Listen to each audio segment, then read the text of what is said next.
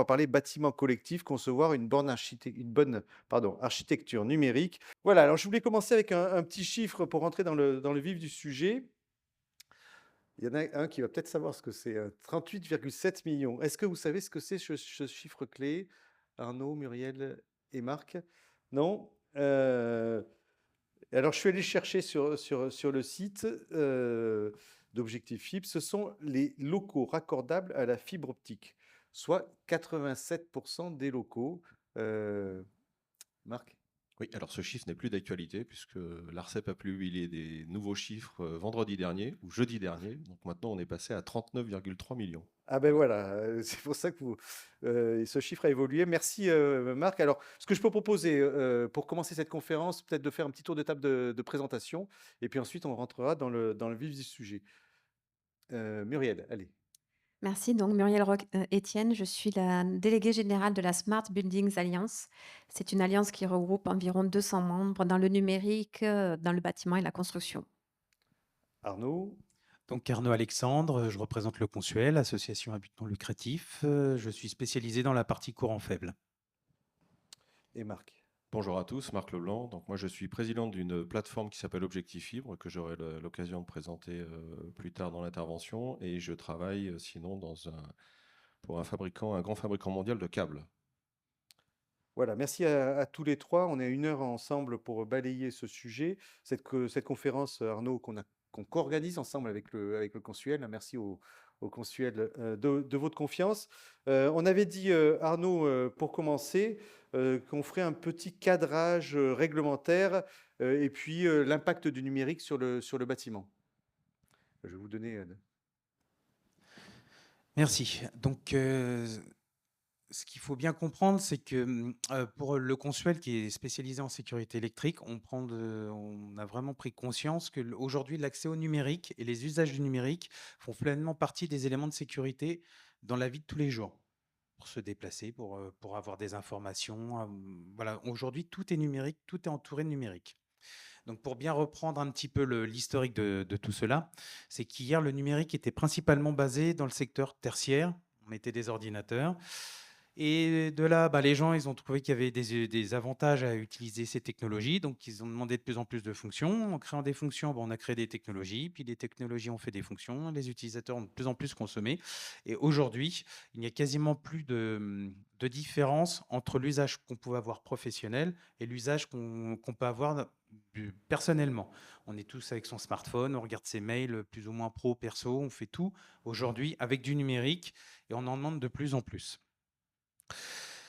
Donc, tous ces changements de société, il faut adapter son lieu de vie pour qu'il ne soit pas, on va dire, en retard par rapport à nos exigences que peuvent être au niveau de tout ce qui va être lié à l'économie d'énergie, les gestions à distance, les accessibilités, le télétravail, le maintien à domicile qui va devenir un sujet très très important, la notion de divertissement aussi, et tout ce qui est lié finalement à cette notion de confort. C'est aujourd'hui dans mon logement. Il faut que je puisse faire tout comme je peux faire dans mon bureau ou dans ma voiture. Aujourd'hui, beaucoup de voitures sont beaucoup plus connectées que la plupart des logements. Dans les usages, dans les fonctions, voilà, on a des retours d'informations au niveau de sa voiture qu'on n'a même pas pour son logement. Oui, d'ailleurs, on en parlait ce matin, c'est que la consommation dans une copropriété au niveau du logement, le propriétaire ne connaît pas sa consommation individuelle, hein. Alors, ça vaut pas pour pas pour tous les sujets, pardon. Pour l'électricité, on a sa consommation. Pour le gaz, on a sa consommation. Mais quand on a une chaufferie qui est fuel, on n'a pas forcément sa consommation individuelle. Donc, on a des pertes de repères. Alors qu'aujourd'hui, on sait parfaitement pouvoir identifier, tous les matériels et matériaux existent pour réussir à le faire, mais c'est pas mis en place et il y a les parties communes des immeubles d'habitation sont un peu le parent pauvre parce que finalement, ce qui devrait être la colonne vertébrale qui devrait supporter l'ensemble des services, c'est quasiment un élément qui est complètement délaissé. On met une prise, un point lumineux, on cache un petit peu tout ce qui est élément technique. Alors que non, on pourrait rajouter beaucoup de capteurs, on pourrait faire beaucoup de choses pour savoir la vie de l'immeuble et même des occupants de l'immeuble, quelque part.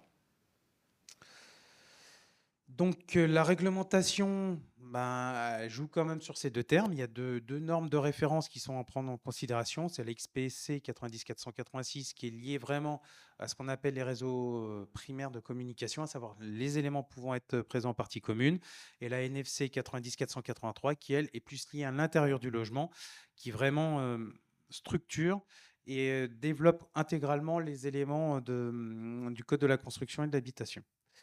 Donc, ces 2 normes sont vraiment interdépendantes. Elles se contredisent pas, elles se complètent les unes les autres, et c'est vraiment pour cela qu'il faut vraiment les appréhender pour voir le numérique et les parties communes et le logement comme un tout. C'est vraiment un tout, et bien considérer que le numérique est devenu quasiment le 4e fluide du bâtiment, comme l'eau, le gaz, l'électricité.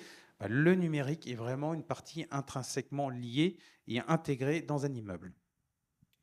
Voilà, merci pour ce premier point. Alors, on avait dit peut-être, Arnaud, qu'on parlerait peut-être de l'arrêt du cuivre, parce Donc, qu'aujourd'hui, voilà, mais c'est juste alors, pour faire la transition. Alors pour la transition, bon, Marc l'expliquera largement mieux que moi, mais l'arrêt du cuivre, ça va pas être neutre. C'est aujourd'hui tous les services qui sont présents au sein d'un immeuble, que ça peut être des retours d'informations de chaufferie, d'ascenseur, etc.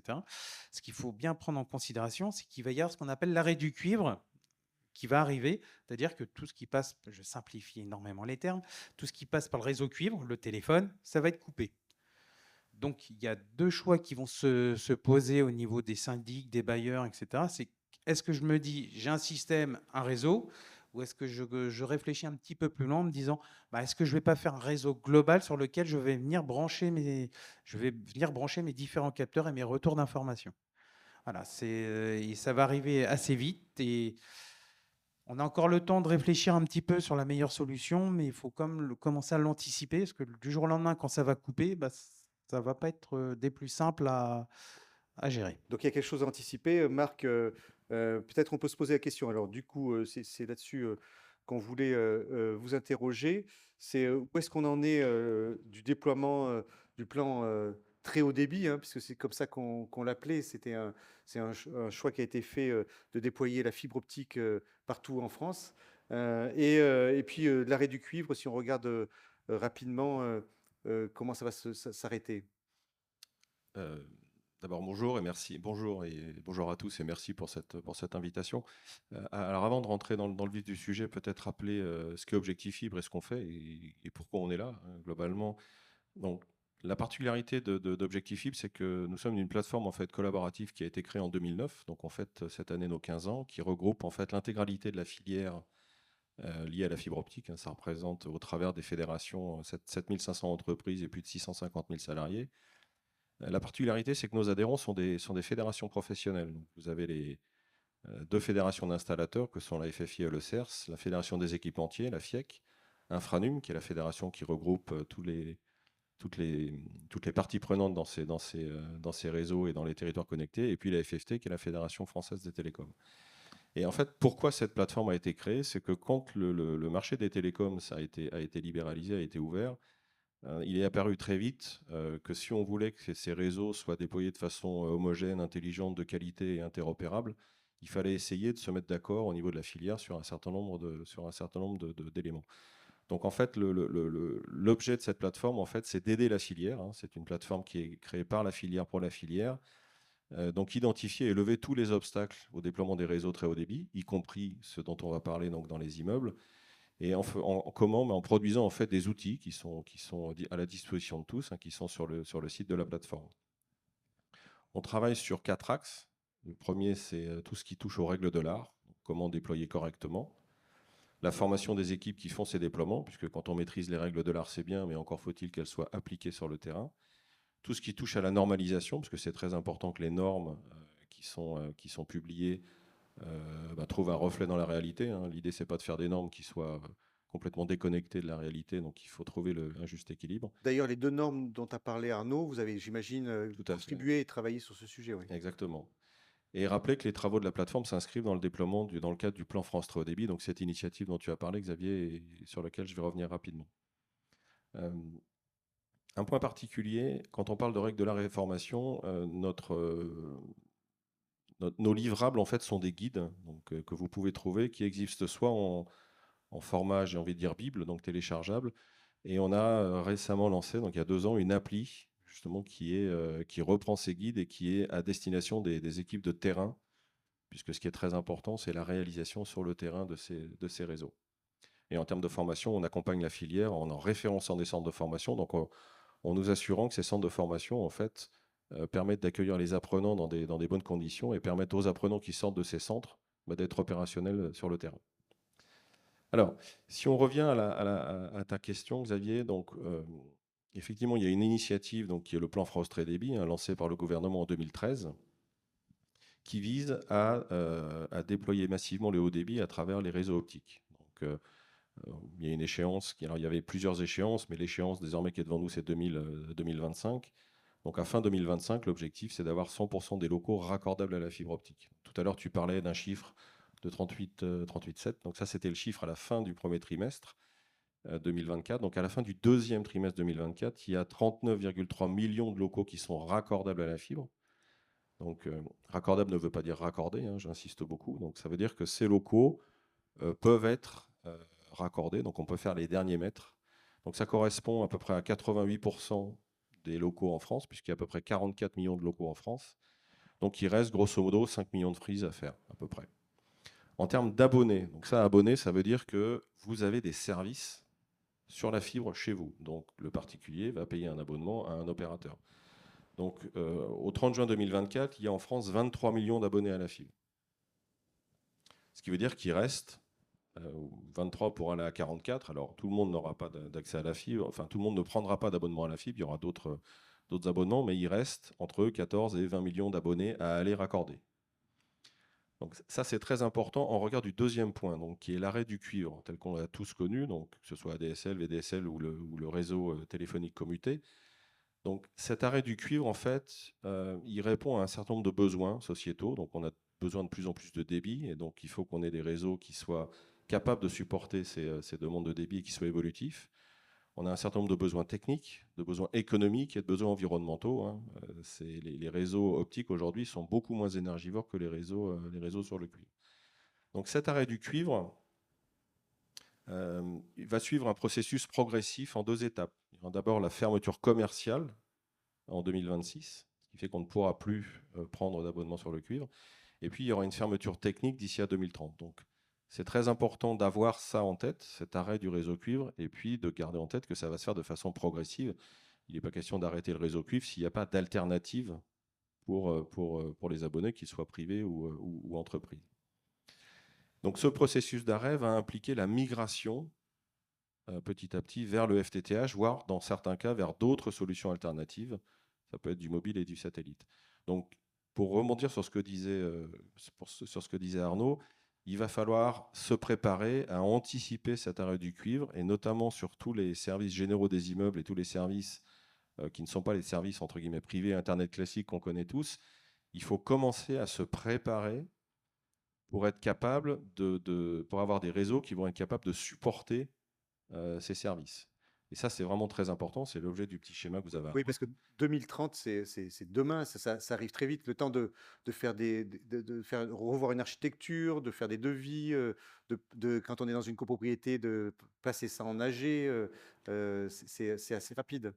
Tout à fait. Et ce qu'il faut bien garder en tête, et on a encore aujourd'hui, c'est toujours très surprenant, il faut se rappeler que les réseaux haut débit optique aujourd'hui ne sont plus la propriété unique d'un opérateur d'infrastructure comme ça a été le cas sur le cuivre. Les réseaux optiques aujourd'hui sont opérés, sont installés par différents opérateurs qu'on appelle des opérateurs d'infrastructure.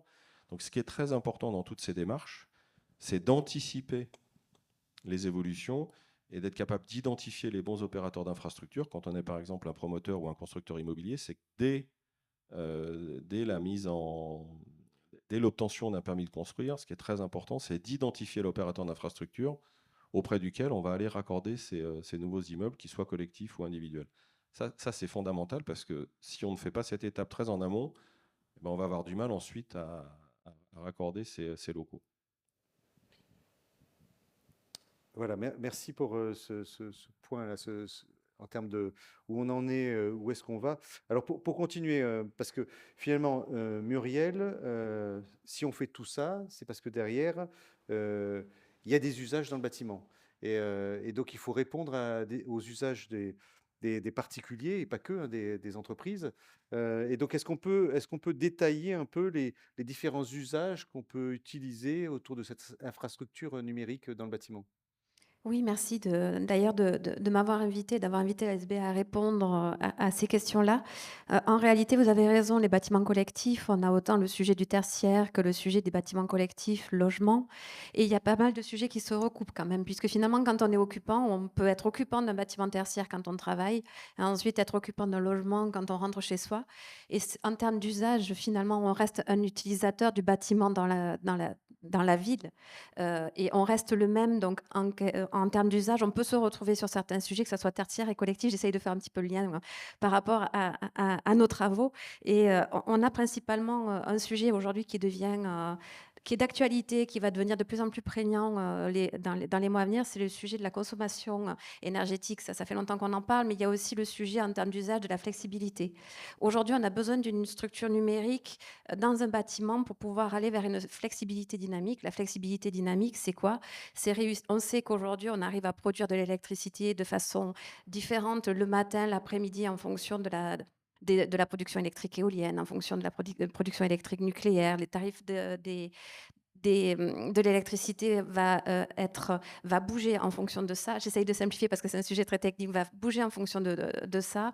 Et aujourd'hui, on va être consommateur d'une certaine flexibilité qu'on va appeler dynamique. Et pour ça, on va avoir besoin du numérique dans le bâtiment. Et c'est vraiment un sujet qui va devenir important. Pourquoi?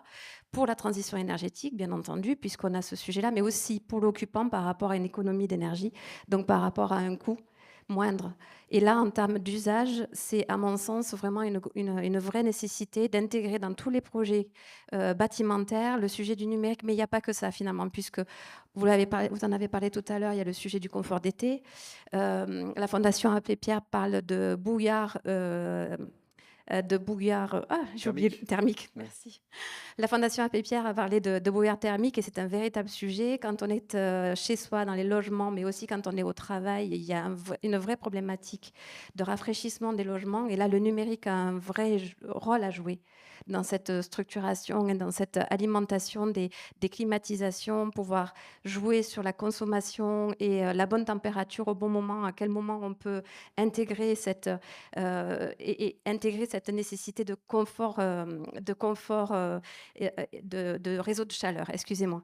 Ensuite, il y a aussi le sujet qui est un sujet qui est, à mon sens, important, c'est le vieillissement de la population. Vous en avez parlé tout à l'heure aussi. Le grand âge et l'autonomie. Donc, la population va vieillir. Il y a un véritable enjeu à maintenir les populations chez elles et à ce qu'elles puissent vieillir le mieux possible. Et là, encore une fois, le numérique dans un logement est nécessaire pour qu'on puisse rester le plus longtemps possible chez soi avec des systèmes de vigilance, d'assistance. Par exemple, on peut imaginer alors, ça peut faire peur quand on est chez soi de parler de caméras qui vous surveillent, mais ne serait-ce que de détecteurs de mouvement si vous tombez et que ça déclenche un système d'alerte, par exemple. Là, le numérique a un vrai rôle à jouer. Donc ça, ce sont vraiment des vrais usages. Et ensuite, il y a le sujet de la mobilité. Vous avez parlé des IRVE tout à l'heure. Il y a le sujet donc des véhicules électriques. Tout ça, dans le bâtiment, dans le numérique, doit être intégré. Tous les bâtiments aujourd'hui, il n'y a pas la possibilité de se recharger. Vous dites qu'en 2035, on n'aura plus de possibilité d'acheter des véhicules thermiques. Comment on fait pour se recharger? Où est-ce qu'on équipe d'IRVE? Les bâtiments collectifs sont-ils suffisamment occupés en termes d'IRVE pour recharger toutes les voitures?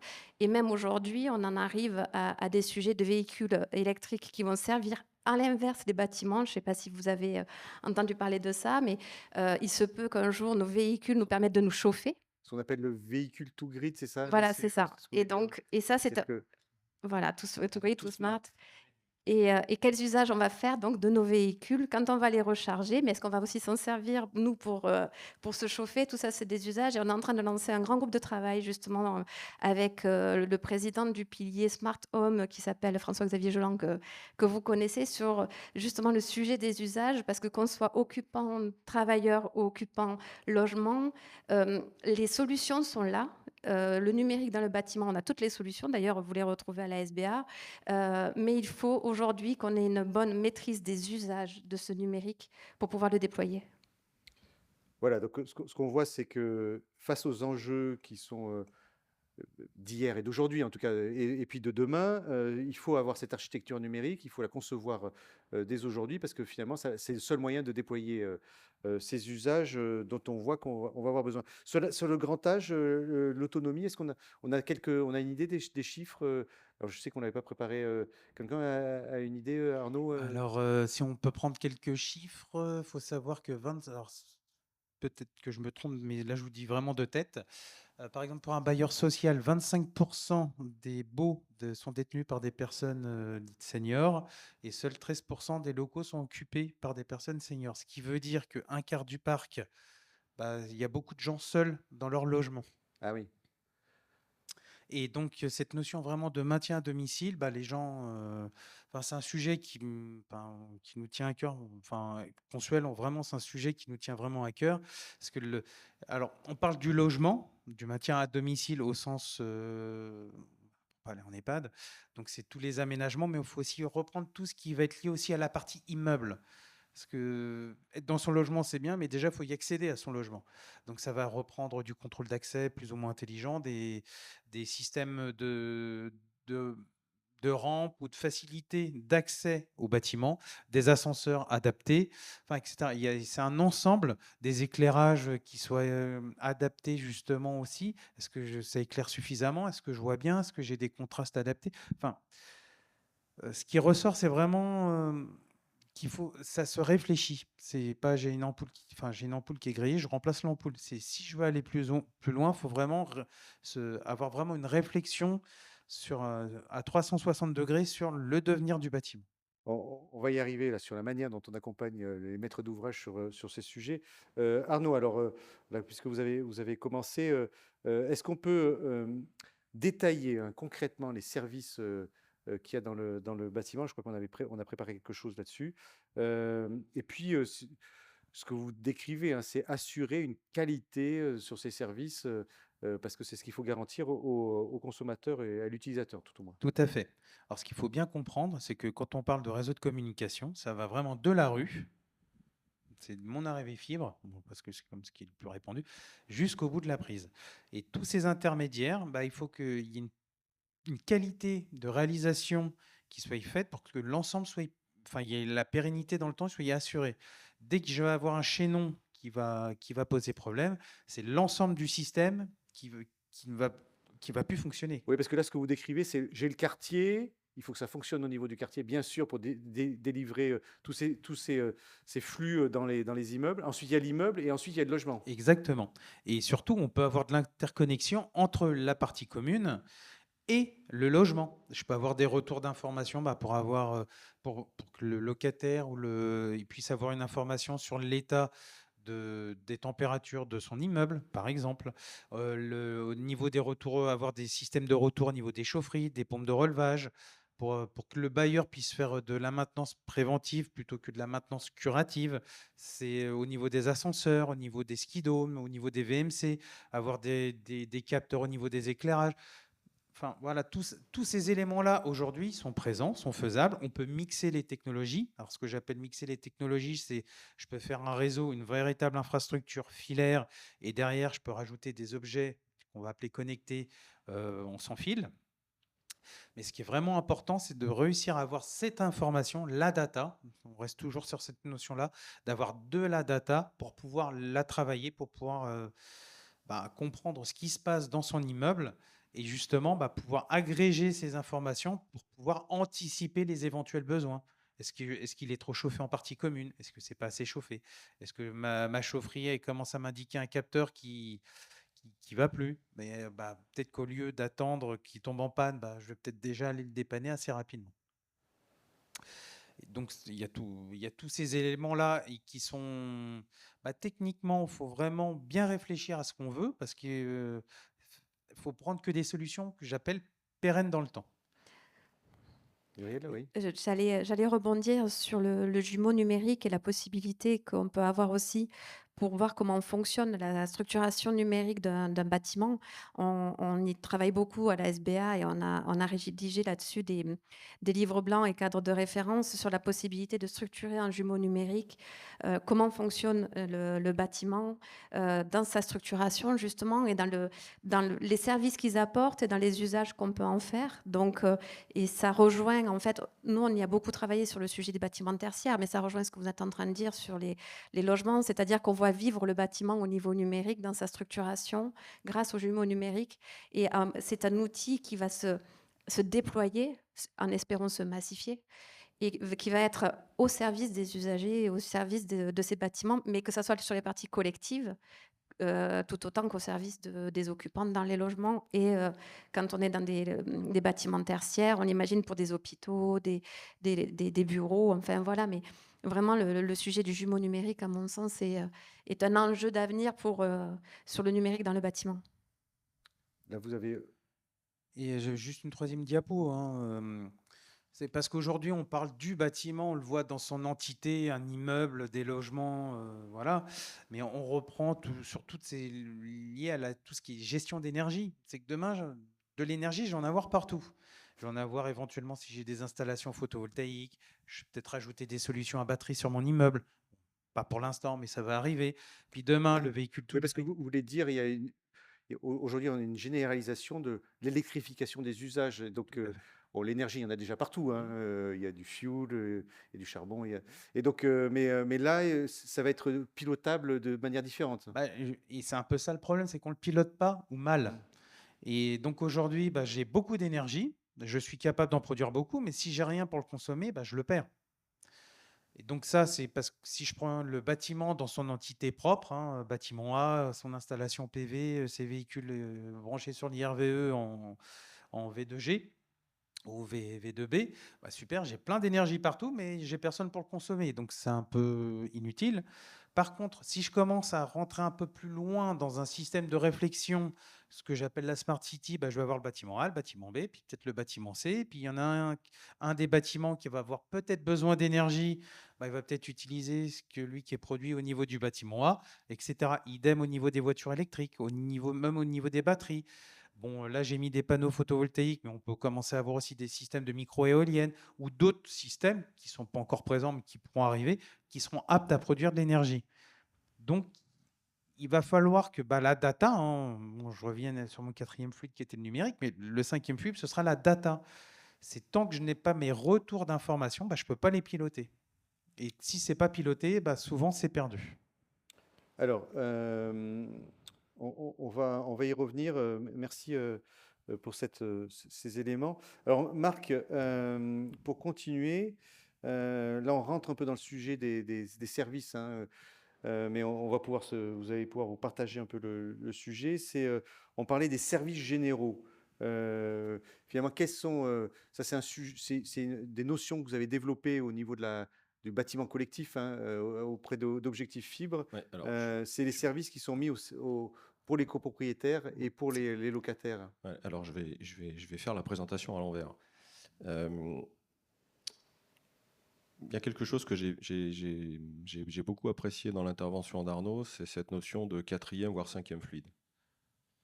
Aujourd'hui, j'ai presque envie de dire que c'est le fluide le plus important, le fluide numérique, si j'ose dire. Il y a de plus en plus on a de plus en plus d'objets connectés, on a de plus en plus besoin d'informations et de partager cette information. Et quand on parle de services, on va avoir sur ces infrastructures numériques de plus en plus de services critiques qui vont être supportés. Donc on parle beaucoup de l'eau, de l'électricité, du gaz. Alors oui, effectivement, sans eau, on a du mal à vivre. Sans électricité, c'est compliqué. Sans gaz, ça peut être compliqué. Mais sans information et sans architecture numérique, ça va être encore plus critique. Donc Et pourquoi je dis ça ? Parce qu'on voit encore beaucoup trop souvent dans un certain nombre de projets ou de permis de construire, le numérique qui est un petit peu alors la 4e roue du carrosse, ou qui est un peu oublié. Et quand on lance des projets immobiliers, quelle que soit leur taille, c'est fondamental d'anticiper ce raccordement et cette architecture numérique dès le départ. Ça doit être dès le départ au même niveau que les trois autres fluides historiques. Oui, vous voulez dire, il doit être aussi robuste Il et doit être, aussi résilient que les alors, autres. il doit être robuste, mais surtout, il doit être anticipé, il doit être prévu dès le départ. Aujourd'hui, quand vous posez un dossier, un permis de construire, c'est impératif que cette couche numérique soit prévue dès le départ. On ne la fait pas après, une fois qu'on a fini de construire le bâtiment. Et ça, c'est fondamental. Et je reviens à la particularité qui est d'anticiper les choses et que cette architecture numérique soit prévue, pensée en lien avec l'opérateur d'infrastructure de la zone. Il ne faut jamais oublier que dans le numérique, des opérateurs d'infrastructure, vous en avez beaucoup et des différents. Il faut arrêter, comme on l'entend encore trop souvent, bon, bah, je vais aller voir Orange. Orange n'est pas l'opérateur d'infrastructure dans toutes les régions de France. Donc c'est fondamental, ça. Et comment est-ce qu'on trouve justement son opérateur Alors, sur le site de l'ARCEP, vous trouvez l'opérateur d'infrastructure qui est lié à une adresse. Donc ça, c'est la première chose et c'est très important. Ce fluide numérique, alors c'est curieux comme terme, il doit avoir la même importance, on doit y accorder la même importance que l'eau, l'électricité et le gaz. Oui, parce que si je comprends bien ce que vous développez comme idée, toutes et tous, c'est aujourd'hui tout va être piloté, c'est déjà le cas pour beaucoup de choses, tout est piloté par le numérique. Et donc, si ce réseau n'est pas fiable ou ne fonctionne plus, eh ben, tout le reste tombe. Alors, le reste tombe ou vous pourrez pas avoir les services auxquels vous vous attendez. Donc, c'est un peu ce qu'on essaie de dire. Donc, je reviens aussi sur l'arrêt du cuivre. Un certain nombre de services aujourd'hui, alors on ne le voit pas bien, c'est le petit slide qui est en bas, mais vous avez aujourd'hui un certain nombre de services généraux ou de services dans les immeubles qui sont supportés par le réseau cuivre. Il va falloir, avec l'arrêt du réseau cuivre, trouver une autre infrastructure. On peut les détailler, ces services généraux, parce que là, on a parlé à demi-mot, mais on ne les a pas listés. Alors, ça a été, alors je ne vais pas tous les lister, mais vous avez tout ce qui touche à la télésurveillance, tout ce qui touche au contrôle d'accès, la gestion des ascenseurs, la gestion des chaufferies, tous les services que vous êtes en droit d'attendre quand vous habitez dans un immeuble collectif ou individuel. Ça, aujourd'hui, ça marche, ça tourne avec le cuivre. Tout à fait. Donc il va falloir trouver une autre architecture. Donc les réseaux optiques, ils peuvent supporter ces services, moyennant, de ne pas oublier, la gestion de l'alimentation électrique. Parce qu'aujourd'hui, le cuivre permet de faire de la téléalimentation. Avec les équipements optiques, il faut prévoir une alimentation électrique. Et puis, il faut aussi s'inquiéter de la garantie de service et du fait que ces datas vont pouvoir être transmises en permanence. On parlait tout à l'heure des services à la personne, et notamment pour la gestion des personnes âgées à domicile.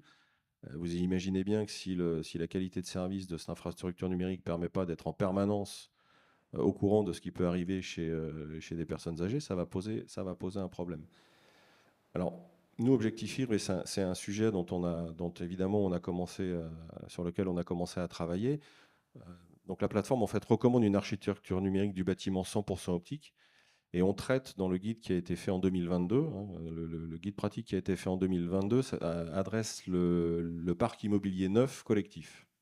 Et on a en particulier dans ce guide toute une partie consacrée aux services généraux de l'immeuble et comment on va pouvoir supporter ces services généraux avec une infrastructure optique, notamment avec des coffrets d'interface spécifiques. Alors je vous renvoie à ce guide, je ne vais pas le détailler en long, en large et en travers, mais c'est très important de bien anticiper les choses. Arnaud l'a répété. Il ne faut pas considérer qu'on construira l'infrastructure numérique après. Il faut la prévoir au même titre que vous prévoyez l'arrivée du gaz, la distribution du gaz, l'électricité et l'eau. Donc ça, c'est très important dans tout programme immobilier neuf.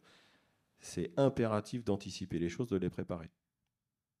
Donc cette architecture numérique, elle pourra aussi être assurée avec un mix technologique. Dans un certain nombre de cas, et selon le contexte technico-économique, il peut y avoir aussi du mobile et du satellite. Mais la recommandation que fait Objectif Fibre, c'est que dès le départ, de prévoir une colonne et une infrastructure numérique optique. Alors, je vais revenir un peu en arrière. Donc, dans ce cadre-là, en fait, comment nous, Objectif Fibre, on contribue à ça, je vous ai dit une grande partie de notre activité, en fait, c'est de publier des guides qui sont à la disposition de tous et qui permettent, en fait, de connaître à la fois la réglementation, les règles de l'art, et comment faire en sorte que ces règles de l'art, qui sont le prérequis pour des réseaux de qualité, soient correctement mis en place. Donc dans ces guides, nous publions un guide tous les ans, vous allez retrouver sur différents sujets Donc ce référentiel technique, hein, pour bien faire du premier coup, l'idée c'est pas de recommencer 10 fois. Et ces guides, ils abordent tous les points critiques, hein, c'est ce que vous avez dans le petit schéma en bas à gauche. Donc depuis la connaissance de la réglementation, le choix des matériels, comment ces matériels doivent être mis en œuvre, comment on recette ces infrastructures et comment on forme les équipes de terrain pour que ces infrastructures soient posées correctement du premier coup. L'idée, c'est que ça marche sans qu'on ait à y revenir 10 fois. Donc ces guides, et je vous renvoie au guide 2022 hein, qui parle de ces services généraux, ces guides existent à la fois dans un format type livre, et puis ce que vous voyez à droite, on s'est aperçu qu'il fallait aussi qu'on ait des supports d'aide, notamment au monde de l'installation, beaucoup plus réactifs, beaucoup plus simples à utiliser sur le terrain. Donc on a lancé en fait une application hein, qui s'appelle FTTH Mode d'emploi, qui permet sur son smartphone, même en l'absence de réseau mobile, de pouvoir se référer aux différents sujets qui sont abordés dans ces guides. Voilà, donc c'est encore une fois ces infrastructures pour supporter tous ces services. Hein. On parle aujourd'hui, toute personne privée ne concevrait pas aujourd'hui de ne pas avoir chez lui téléphone, internet et télévision. Très bien. Après, quand on sort de son appartement privé, quand on va dans les parties communes, il y a toute une foule de services qu'il va falloir faire migrer donc, de ces réseaux cuivres vers d'autres réseaux, et notamment vers des infrastructures optiques. Muriel, c'est ce qu'on disait en préparant cette conférence et ce que dit Marc, c'est ce nouveau fluide, finalement, ce que j'entends, c'est que finalement les maîtres d'ouvrage, les utilisateurs n'ont pas encore pris conscience complètement de cette utilité, de les mettre au cœur des projets. Et donc la question, c'est comment on peut les embarquer dans cette histoire. Alors, pour être honnête, je ne sais pas si c'est une question d'en avoir conscience ou de se dire ça coûte cher pour pas grand-chose finalement, puisque les donneurs d'ordre sont souvent des investisseurs sans vouloir faire de la provocation. Et très souvent, les projets, c'est des projets qui sont financés au cordeau, si je peux me permettre. Et le lot numérique est un peu le parent pauvre parce que c'est vrai que ça a un coût de faire le choix d'intégrer une structure et un réseau numérique dans un projet immobilier. Et c'est pas celui qui va être le donneur d'ordre qui va être forcément celui qui va bénéficier des économies. C'est-à-dire que quand on, par exemple pour un bâtiment collectif, quand on met en location des logements, celui qui va bénéficier de l'économie, c'est le locataire, c'est pas forcément le donneur d'ordre. Mais là, à mon avis, il faut quand même dépasser ce sujet-là très financier, qui est de se dire si je le fais pas aujourd'hui, comment je vais pouvoir répondre aux urgences énergétiques, climatiques, d'usage que l'on va connaître dans 20 ans. C'est-à-dire qu'aujourd'hui, le choix du numérique, c'est un choix volontaire de se dire si je ne le fais pas aujourd'hui, ça me coûtera beaucoup, beaucoup plus cher de faire évoluer mes bâtiments dans les 20 prochaines années pour répondre aux nécessités climatiques, énergétiques et de vieillissement de la population. Donc, il y a aussi une prise de conscience sur le sujet de la transition énergétique. Il y a de plus en plus quand même de maîtrise d'ouvrage qui se tournent vers le sujet du numérique, mais surtout, ils font appel à des AMO Smart, ce qu'on appelle des AMO Smart. Là-dessus, on a écrit un livre blanc, l'AMO Smart, le partenaire de vos bâtiments intelligents. Et quand on fait un projet en amont, si on s'entoure d'une personne de personnalités qui ont la démarche Smart en tête, forcément, ils vous intégreront cette démarche avec cette démarche numérique en vous proposant aussi les économies que ça va vous permettre de faire et l'optimisation. Et puis l'argument commercial, moi j'y crois honnêtement. Quand on peut vieillir dans son logement, quand on rentre dans un logement, on n'y pense peut-être pas forcément à 20 ans, mais savoir qu'on peut vieillir dans son logement et que ce logement va vous permettre d'y rester le plus longtemps possible, c'est à mon sens un véritable argument commercial. Il y a la possibilité de labelliser vos logements, ce qui donne le label R2S, qui est une émanation de la SBA et qui est proposé par Certivea. C'est une façon de dire, voilà, vous avez le tampon Smart sur ce logement et vous y trouverez de l'intérêt, ou de ce logement ou ce bâtiment collectif, ou enfin, voilà, vous y trouverez de l'intérêt. Donc, et puis, excusez-moi, je suis peut-être un peu longue, mais j'insiste. On a la partie, le marché, c'est-à-dire ceux qui proposent des solutions, les donneurs d'ordre, mais on ne fera rien sans les pouvoirs publics. Aujourd'hui, on a par exemple dans le tertiaire, dans les bâtiments tertiaires, les décrets tertiaires, les décrets BAX qui imposent des GTB sur le sujet de la consommation énergétique. On ne pourra aller que de l'avant. On a la transposition de la directive européenne EPBD qui va arriver, qui va nous obliger à aller de l'avant. Et il faut que les pouvoirs publics On il me semble parfois quand je discute avec eux que les pouvoirs publics mettent la fin avant le début. C'est-à-dire qu'on n'a pas encore massifié, qu'ils nous parlent du fait que le numérique pollue, qu'il faut réfléchir économie circulaire, éco-conception. Oui, OK, moi je suis d'accord, enfin là-dessus, on est tous d'accord. Mais c'est un travail que l'on doit faire autour d'un numérique raisonné, le massifier tout en permettant de le faire de façon raisonnable. Voilà, mais avec les pouvoirs publics, il faut que les pouvoirs publics aient cette vision qu'on est dans une transition énergétique et numérique. Oui, tout ça pour l'AMO est une brique indispensable alors, du coup, dans Oui, dans ce absolument. projet. Alors, pour le décrire, parce que les copropriétaires le connaissent hein, de plus en plus maintenant, l'AMO, dans le cadre des projets de rénovation des copropriétés ou des bâtiments collectifs, finalement, c'est un métier qui est le passage obligé. Mais ça existe aussi, ce métier, sur le numérique. Alors, C'est-à-dire que. en fait, ça existe. c'est- c'est- On est c'est- en train de travailler, alors on propose beaucoup de formations. Ouais, Vous avez des possibilités de certification ouais, justement, avec le label R2S, il y en a d'autres, mais bon, moi je parle de ce que je connais, hein, c'est-à-dire, ouais. celui, le R2S. Donc c'est des certifications et aujourd'hui, on travaille beaucoup avec des écoles d'ingénieurs, mais pas que, de toute façon, à tous les niveaux aussi en formation professionnelle continue pour, permettre aux AMO d'avoir ce label Smart et nous, notre espoir, c'est qu'un jour, il y ait des formations pures d'AMO Smart sur lesquelles on puisse vraiment intégrer dans la formation le côté Smart. Euh, vous disiez, Muriel, et là c'est pour donner la parole à Arnaud, c'est qu'il faut il faut donner confiance aussi à l'utilisateur, finalement, à l'utilisateur final, hein, parce que c'est un investissement, donc il faut qu'il y ait une architecture qui fonctionne, qui soit robuste, qui puisse durer dans le temps. Et donc aujourd'hui, comment est-ce que le Consuel, Arnaud, assure cette confiance auprès de l'utilisateur final? Donc nous, on est proche de la filière vraiment des intégrateurs, des électriciens, aussi des opérateurs locaux de services numériques, qu'il ne faut pas oublier. Nous, donc déjà, c'est de porter la bonne parole. Bon, voilà, ça c'est une chose, mais surtout, c'est de vérifier ce qui est fait. C'est d'assurer que bah, ce qui est fait est bien fait, correspond aux normes. Et il n'y a que les normes qui peuvent rendre une installation pérenne. Voilà, on parlait d'interopérabilité. Donc, pour que ce soit interopérable, il n'y a pas le choix. Il y a des normes à respecter. Si elles sont respectées, déjà, bah, j'aurai mon architecture qui sera correctement réalisée sur ce qui lui est demandé. Donc Et ça, c'est la première vérification que vous faites, c'est de s'assurer que ça corresponde à la norme. exactement. C'est vraiment ça. C'est que nous, notre travail, c'est de vérifier que les éléments installés sont installés suivant la norme et conformément à ce qui est demandé.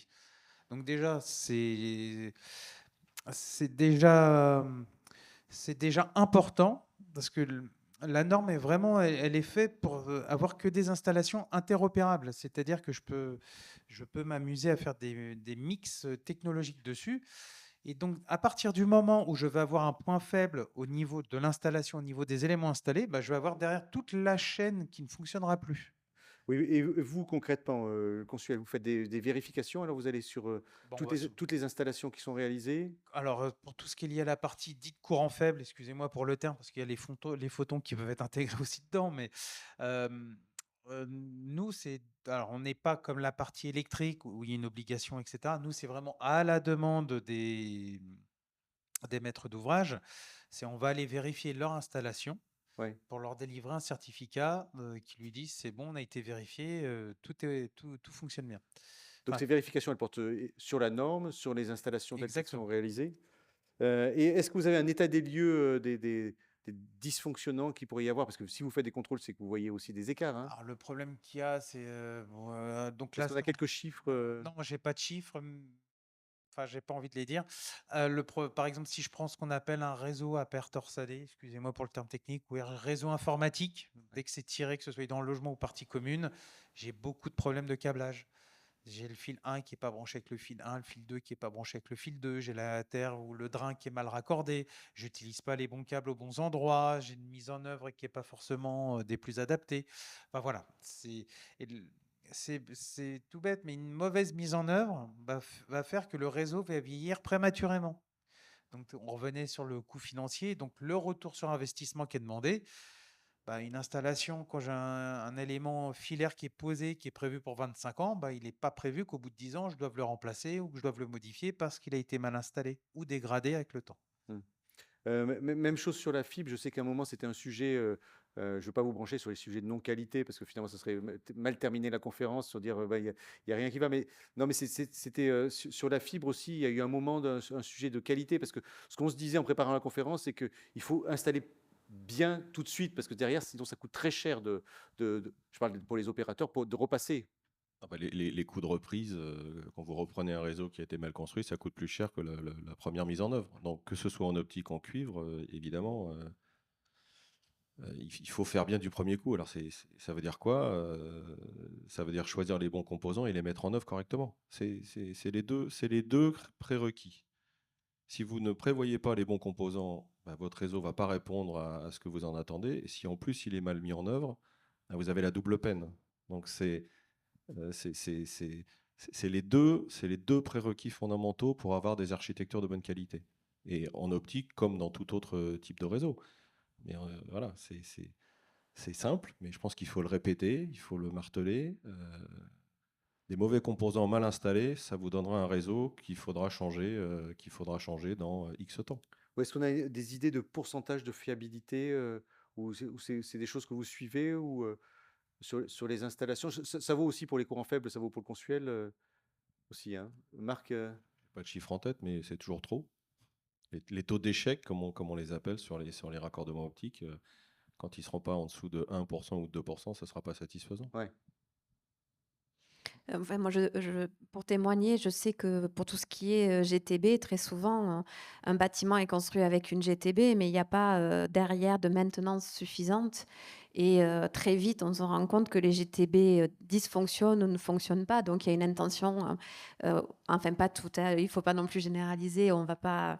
Ouais. Il y a des choses qui sont très bien faites, mais il y a quand même un vrai sujet. L'intention sur le moment, il y a l'intention sur le moment et le coût que ça représente. Et il y a aussi la volonté de maintenir un niveau et la maintenance derrière. Oui.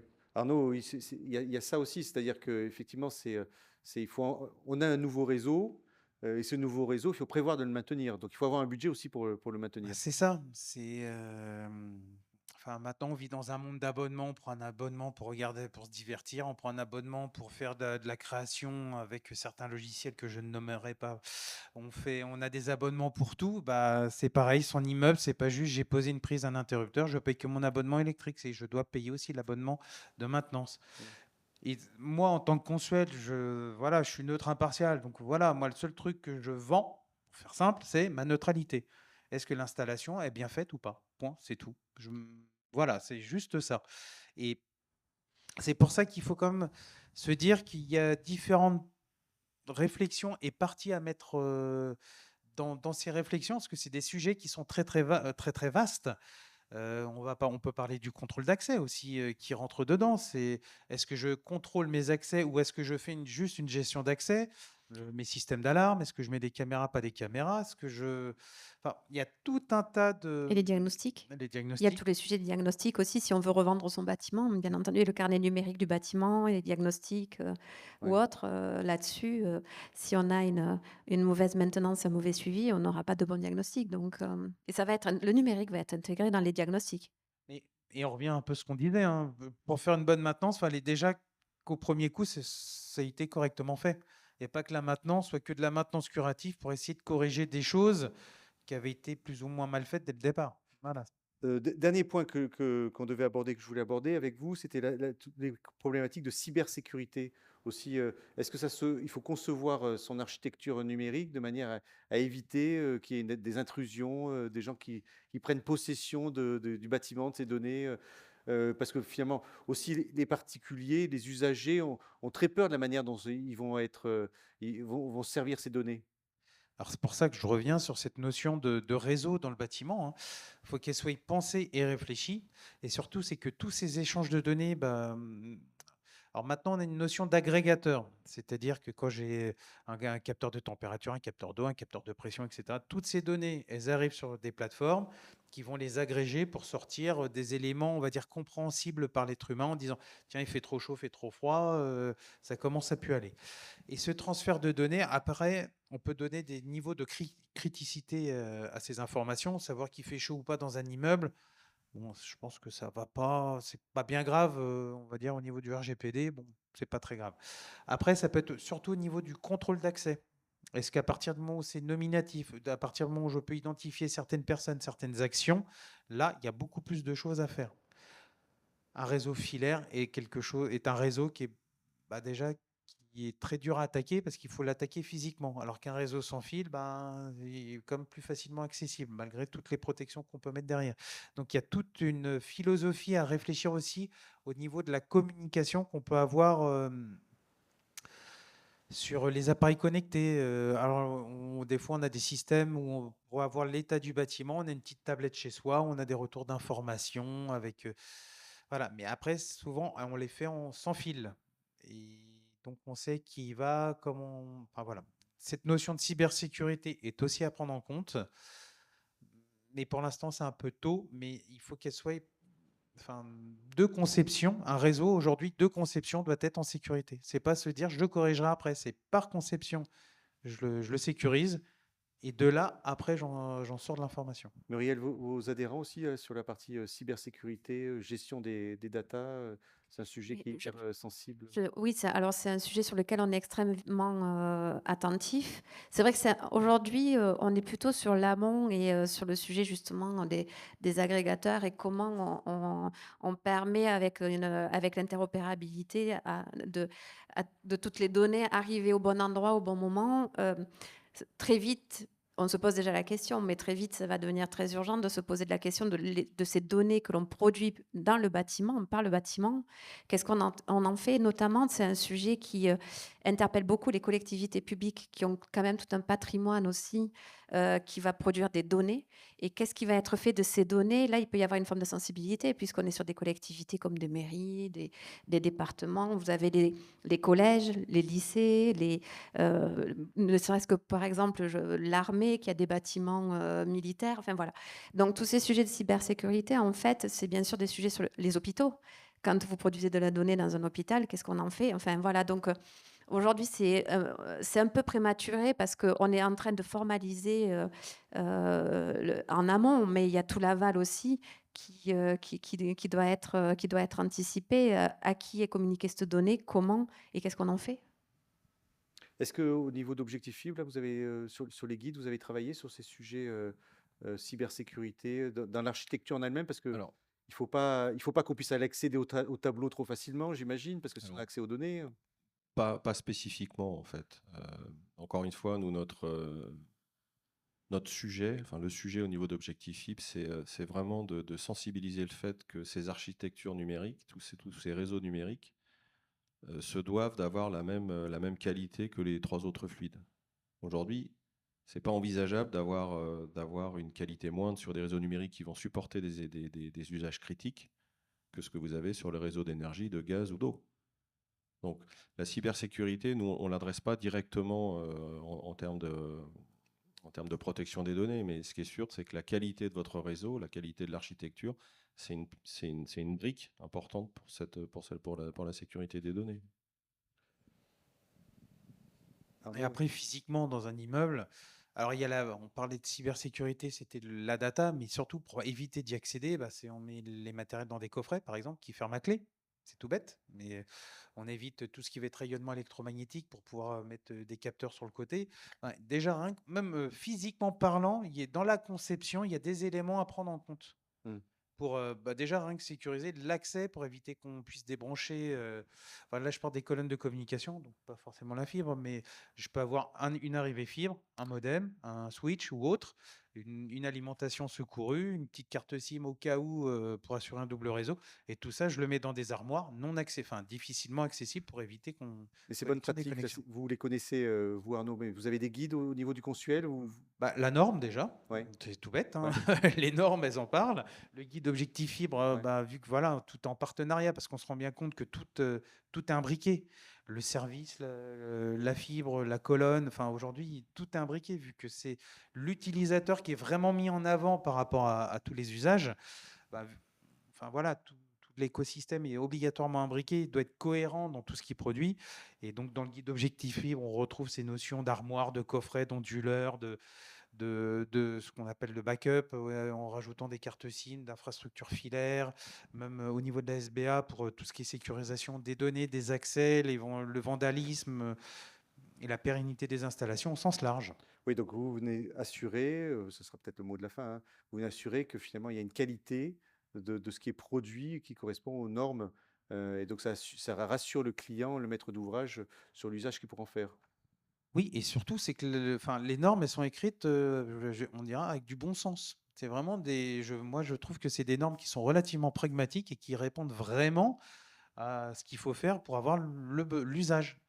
Voilà, donc cher public, allez voir le Consuel, lisez les guides d'objectifs fibres, consultez, le SBA, pour avoir, plus d'informations là sur, ces sujets, sur l'architecture numérique. On peut vous remercier, cher, conférencier, d'être intervenu pour cette conférence. On arrive au terme, hein, et ça fait 1 heure qu'on est ensemble. Merci à vous toutes et à vous tous. Merci. Alors on parlait vélo, on a mis en place une expo, sur le vélo. Vous voyez les petites affiches, j'ai essayé de vous faire une conversion au système vélo tout à l'heure, mais c'est le début. Donc il y a cette expo où vous pourrez flasher le QR code, cher public, et ça vous donnera tous les bénéfices pour le vélo, pour vous, de manière individuelle et collective, et puis aussi les éléments de sécurité, parce qu'il y a des éléments de sécurité. Et puis ensuite, si vous voulez recevoir bien sûr, vous voulez les recevoir, les présentations de la conférence, vous répondez au questionnaire de satisfaction, pardon. Vous allez recevoir dans quelques minutes, et puis en retour, on vous envoie les présentations. Voilà, merci à toutes et tous d'avoir été présents. Vous avez un petit QR code, voilà, que vous pouvez flasher pour vous inscrire aux conférences sur les autres journées, pour demain et après-demain. On vous souhaite une bonne fin de journée.